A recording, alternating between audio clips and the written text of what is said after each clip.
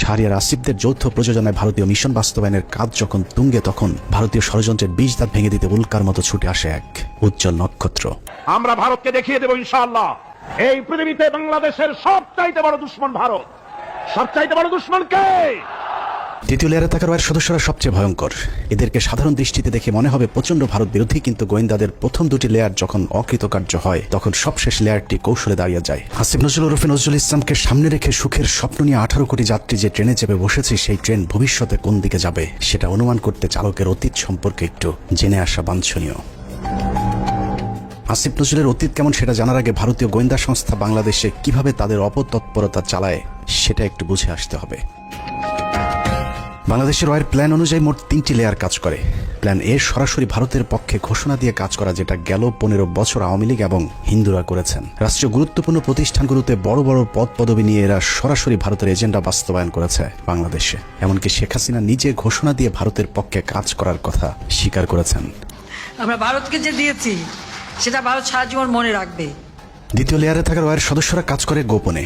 তারা সরাসরি ভারতের পক্ষে কথা না বললেও ভারতীয় দূতাবাসের সাথে তাদের সার্বক্ষণিক যোগাযোগ রেখে ভারতের প্রয়োজনে সবকিছু করে থাকে।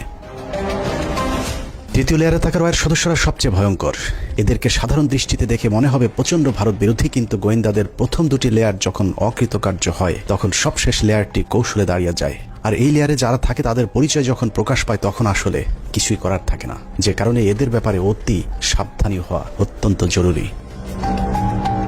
এই শ্রেণীর ভারতীয় এজেন্টদেরকে সবচেয়ে বেশি কৌশলী হতে হয়, কারণ তাদেরকে ডুয়েল রোল প্লে করে দুই পক্ষকেই খুশি রাখতে হয়। এই ধরনের গোয়েন্দা এজেন্ট নির্বাচনে ভারতীয় গোয়েন্দাদের কিছু সুনির্দিষ্ট চাহিদা থাকে। এসব ক্ষেত্রে যারা আওয়ামী চেতনাধারী, দুশ্চরিত্র, ইসলাম বিদ্বেষী এমন ধরনের সব ব্যক্তিদেরকে বাছাই করা হয়। অন্তরে আওয়ামী চেতনা লালন করলেও প্রকাশ্যে তাদেরকে বিপরীত রূপে আত্মপ্রকাশ করানো হয়। এ ধরনের এজেন্ট তৈরিতে 1 যুগ 2 যুগ, আবার কখনো তারও বেশি সময় লেগে যায়, যাতে তাদের পেছনের ইতিহাস মানুষ ভুলে যায়। দেখতে কিছুটা নিষ্পাপ, শ্রুতিমধুর, বাকপটু গোছের এসব এজেন্টদেরকে দিয়ে কখনো কখনো সাধারণ ভারত বিরোধীদের চাইতেও কঠোর ভাষায় ভারতকে আক্রমণ করানো হয়, যা দেখে মনে হবে এরা প্রচন্ড ভারত বিরোধী। আর এভাবেই তাদেরকে ভারত বিরোধী শিবিরে ধীরে ধীরে জনপ্রিয় করে তোলা হয়। এবং অত্যন্ত যৌক্তিক কারণে আজকে ভারতের বিরুদ্ধে আমাদের স্বাধীনতার ডাক দিতে হবে, ভারতের বিরুদ্ধে আমাদের সার্বভৌমত্বের ডাক দিতে হবে। আসিফ নজরুল ভারতের সেই দীর্ঘমেয়াদী প্ল্যান সি এর অংশ কিনা সেটা বুঝতে আমাদেরকে আরো 32 বছর পেছন থেকে শুরু করতে হবে। 19 জানুয়ারি 1992। 1975-এর 15 আগস্ট থেকে 1981 সাল পর্যন্ত 6 বছর ভারতীয় মগজ ধোলাইয়ের পর দেশে ফেরেন শেখ হাসিনা। শেখ হাসিনা দেশে ফেরার 15 দিনের মাথায় জিয়াউর রহমানকে হত্যা করে ভারত। জিয়াউর রহমান যেভাবে আন্তর্জাতিক মহলের কাছে জনপ্রিয় হয়ে উঠছিলেন, তাতে ভারতের মাথা ব্যথার কারণ হয়ে দাঁড়ায়, যে কারণেই তাকে হত্যা করে এরশাদকে ক্ষমতায় বসানো হয়। এদিকে প্রধানমন্ত্রী হিসেবে শেখ হাসিনাকে প্রস্তুতির কাজও চলতে থাকে। 1990 সালে এরশাদের পতনের পর ভারতের ইচ্ছে ছিল শেখ হাসিনাকে প্রধানমন্ত্রী বানানোর, কিন্তু 1991 সালে নির্বাচনে সবাইকে অবাক করে দিয়ে বাংলাদেশের মানুষ বেগম খালেদা জিয়াকে প্রধানমন্ত্রী নির্বাচিত করেন। 1991 সালে খালেদা জিয়া প্রধানমন্ত্রী হবার বছর না ঘুরতেই শুরু হয় ভারতের প্রথম চক্রান্ত। 1992 সালের শুরুতেই শুরু হয় দেশকে বিভাজনের মুখে ঠেলে দেওয়ার প্রথম ভারতীয় অভিযান। ভারতীয় চর জাহানারা ইমামকে সামনে রেখে প্রতিষ্ঠা করা হয় 71-এর ঘাতক দালাল নির্মূল কমিটি এঘাদানিক। শুরু হয় বিভাজনের রাজনীতি। শেখ মুজিবের সময়ে কথিত যুদ্ধাপরাধের মীমাংসিত একটি বিষয়কে সামনে এনে পুরো জাতিকে স্বাধীনতার পক্ষ আর বিপক্ষের 2 ভাগে ভাগ করে দেওয়া হয়। সার্বভৌম রাষ্ট্রের সংবিধানকে বৃদ্ধাঙ্গুলি দেখিয়ে তৈরি করা হয় কথিত গণ আদালত, এবং সেই আদালতে বিচারিক কার্যক্রম পরিচালনা করা হয়। রাষ্ট্রের বিচার ব্যবস্থাকে চ্যালেঞ্জ করার অপরাধে খালেদা জিয়া সরকার জাহানারা ইমাম সহ 24 জনের বিরুদ্ধে একটি রাষ্ট্রদ্রোহ মামলা করেন। নিশ্চয়ই ভাবছেন অনুসন্ধানের কোথা থেকে কোথায় যাচ্ছি। আসলে এত কিছু বলার কারণ, যাকে নিয়ে অনুসন্ধানের শুরু করেছে সেই আসিফ নজরুলের আসল পরিচয় খুঁজে বের করতেই এত কিছু বলা হচ্ছে। 1992 সালে খালেদা জিয়ার সরকার প্রথম ভারতে যে ষড়যন্ত্র রুখে দিয়েছিলেন, সেই ষড়যন্ত্রের উদ্যোক্তাদের মধ্যে অন্যতম ছিলেন জাহানারা ইমাম, শাহরিয়ার কবির, মুনতাসির মামুন এবং ভারতীয় গুপ্তচর আসিফ নজরুল। জাহানারা ইমামকে প্রধান আসামি করে খালেদা জিয়ার সরকার যে রাষ্ট্রদ্রোহ মামলাটি করেছিল, সেই মামলার অন্যতম একজন আসামি ছিলেন আমাদের আজকের আসিফ নজরুল ওরফে মোহাম্মদ নজরুল ইসলাম। আসিফ নজরুল এখন নাম করা কলাম লেখক, তাকে নিয়োগ করা হলো।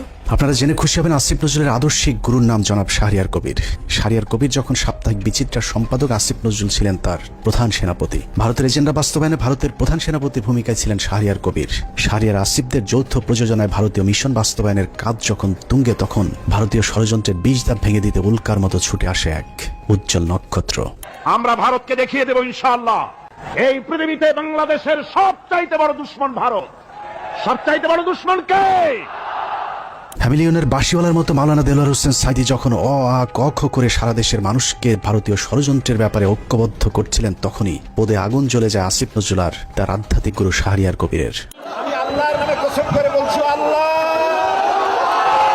তোমার জাতের কসম, তোমার ইজ্জতের কসম, তোমার সম্মানের কসম, 1971 সনের এক ফোঁটা পানি বা কাদা আমার গায়ে লাগে নাই, লাগে নাই, লাগে নাই। ভারতের বিরুদ্ধে গর্জে ওঠা সাইদি 80 দশক থেকে এদেশের মানুষকে ভারতীয় ষড়যন্ত্রের বিষয়ে সচেতন করতে থাকেন। গল্প কেচ্ছা কাহিনীর পরিবর্তে কোরআনে বিদ্যমান রাজনৈতিক এবং অর্থনৈতিক তফসিরের মধ্য দিয়ে নতুন ধারার কোরআনের মাহফিলের যাত্রা শুরু করেন আল্লামা দেলোয়ার হোসেন সাইদি। বিড়ালের মতো 500 বছর বেঁচে থাকার কোনো লাভ নাই, সিংহের মতো 1 ঘন্টা বাঁচতে চাই। দলমত নির্বিশেষে সকলের কাছে সাইদি যখন সমানভাবে সমাদৃত হয়ে উঠতে থাকেন, তখন 1989 সালে আসিফ নজরুল প্রথম ব্যক্তি যিনি তার পত্রিকার পৃষ্ঠা জুড়ে এক মিথ্যা সংবাদ ছাপান, যার শিরোনাম দেয়া হয় সাইদি সমাচার, এক ধর্ম ব্যবসায়ীর উত্থান। বিশাল সেই সংবাদের কয়েকটি লাইন পড়লে আসিফ নজরুল কত বড় মাপের একজন মিথ্যুক, প্রতারক এবং হলুদ সাংবাদিক ছিলেন সেটার কিঞ্চিত প্রমাণ পেয়ে যাবেন। লেখার শুরুতেই সাংবাদিক আসিফ নজরুল লেখেন, মাওলানা দেলোয়ার হোসেন সাইদি বিরোধী সাম্প্রতিক গণবিক্ষোভের মধ্য দিয়ে দেশে মৌদুদিবাদ এবং ধর্ম ব্যবসার রাজনীতির অগ্রহণযোগ্যতা আবারও প্রমাণিত হয়েছে। সিলেট, ঢাকা, চট্টগ্রাম সহ দেশের বিভিন্ন স্থানে জামাতের মঞ্চনায়ক সাইদির বিরুদ্ধে স্বতঃস্ফূর্তভাবে জনমত গড়ে উঠেছে। পিরোজপুরের এই মাওলানার জীবনে বিতর্কের সূচনা আগে থেকেই। শর্ষিনা মাদ্রাসায় 5ম ক্লাসের ছাত্র থাকাকালীন অবস্থায় জামাত রাজনীতির সংশ্লিষ্ট থাকার সন্দেহে তাকে মাদ্রাসা থেকে বের করে দেওয়া হয়। তারপর তিনি লেখেন, শর্ষিনা মাদ্রাসার পর তিনি খুলনা আলিয়া মাদ্রাসায় ভর্তি হন।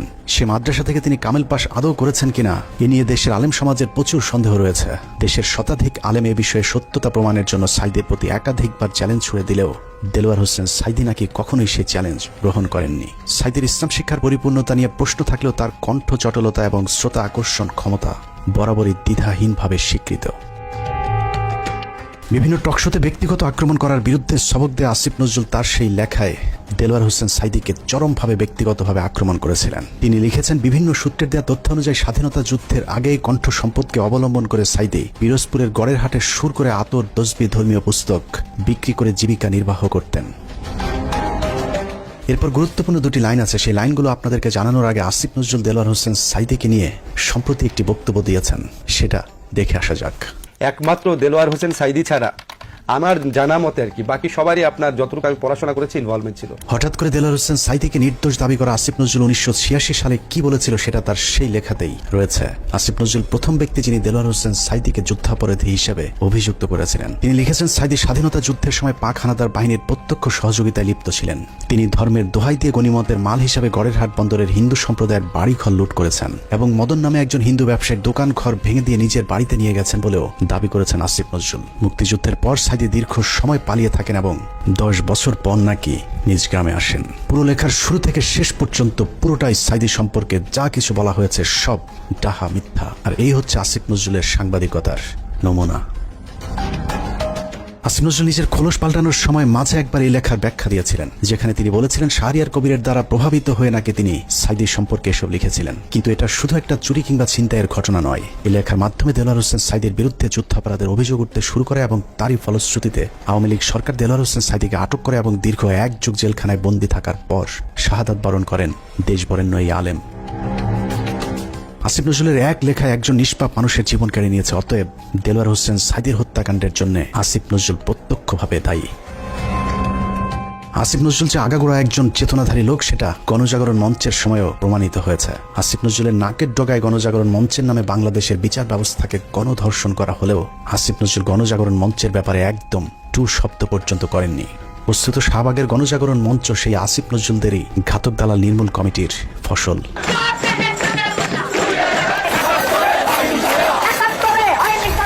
আসিফ নজরুলের কাঁধে দেওয়া ভারতীয় ষড়যন্ত্রের প্রথম অ্যাসাইনমেন্ট শেষ হয়েছে। আসিফ নজরুল নিজেকে পাল্টে এখন ভারত বিরোধী আর আওয়ামী বিরোধী প্রমাণের চেষ্টা করে যাচ্ছেন।